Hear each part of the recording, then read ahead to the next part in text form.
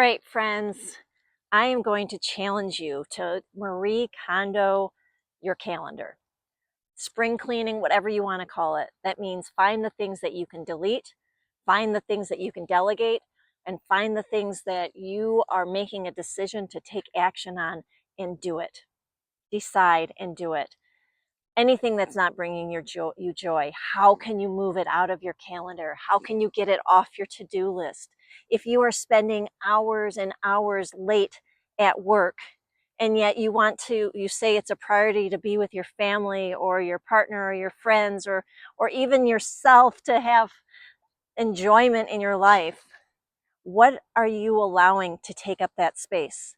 Because there are choices that we get to make.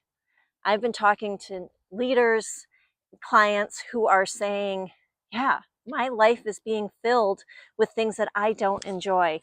And you know what? That's a major suck on our time, a major suck on our energy, and it's taking away from being present for the things that you love. So in my own life, I was noticing that I haven't been having the easiest last few months.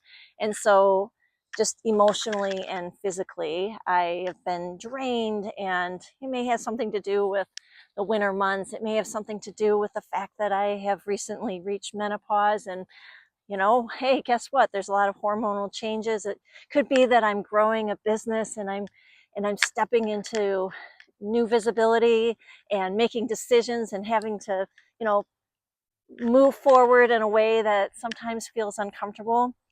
But whatever the reason, last week I hit this kind of a breaking point and said, I need to stop. I need to change.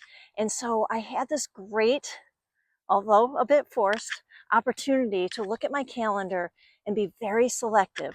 Which meetings, which conversations, which activities were going to move my business forward the most. Those are the ones I kept.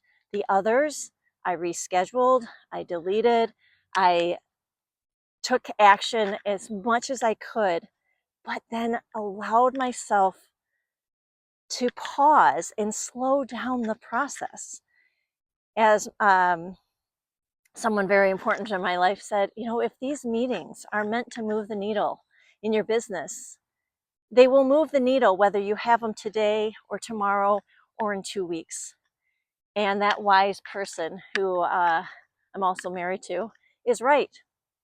And so, but what's happened is that I've created space in my life and in my business to take care of myself.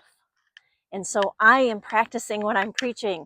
And so my challenge to you is, over the next week, identify at least one thing you can delegate, one thing you can delete, or one thing you're like, I am deciding that this is important to me and I'm going to take action today.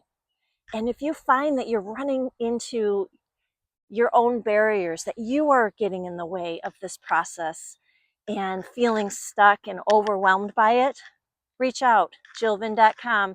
I'd love to have a chat and see how I can support you getting from where you are today to where you want to be. All my best to you. Take care.